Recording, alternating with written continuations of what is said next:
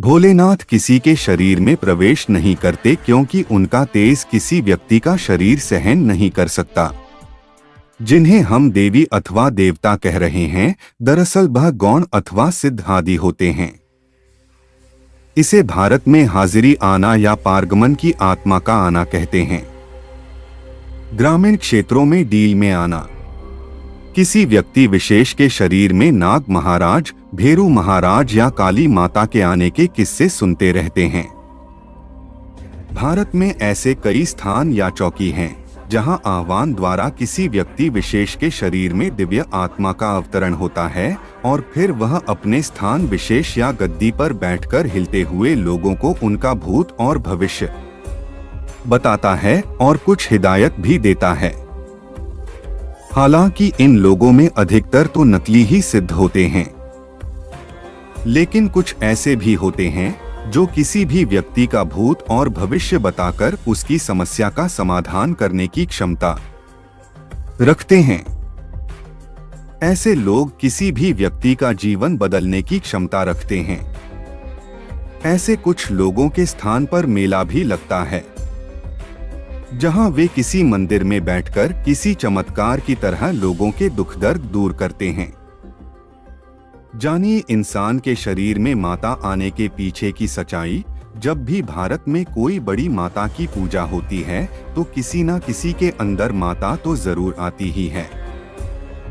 आप में से बहुत से लोगों ने यह खुद अपनी आंखों से देखा होगा और बहुत से लोग इस बात पर यकीन भी करते हैं कि माता सच में आती है।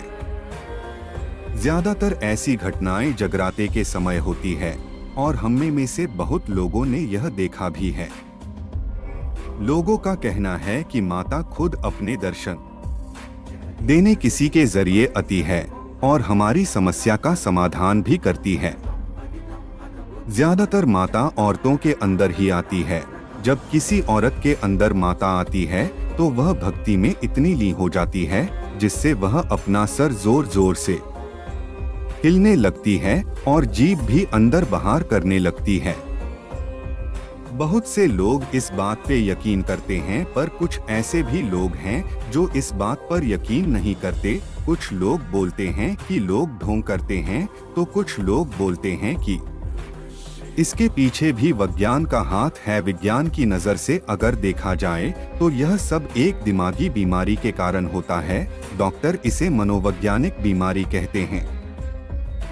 विज्ञान का मानना यह है कि जब कोई व्यक्ति जिसका दिमाग कमजोर होता है वह एक ही चीज के बारे में सोचता रहता है। जैसे कि जगराते के समय अगर वह माता के बारे में ही सोचता रहेगा इतने समय तक, तो उसका दिमाग यही सोचने लग जाता है कि वह खुद माता है। इसके बारे में भारत की एक मशहूर फिल्म भूल भुलैया में भी दर्शाया गया था, जिसमें फिल्म की अभिनेत्री अपने आप को मंजुलिका समझने लग जाती है और माता आने जैसी ही हरकतें करती है। अगर आप बड़े बड़े विज्ञान क्षेत्र में चले जाएं तो इस घटना की वजह आपको यह ही मिलेगी। हम जानते हैं कि कुछ लोग विज्ञान पे विश्वास नहीं करते तो कुछ ऐसी बातों पे विश्वास नहीं करते, पर कुछ लोग ऐसा भी कहते हैं कि इस बात का फायदा उठाने के लिए थोड़ी महिलाएं जानबूझकर ऐसा नाटक भी करती हैं कभी कभी, जिसने लोगों को लगता है कि माता ने उन्हें चुना है। इस बात की अभी भी खोज जारी है।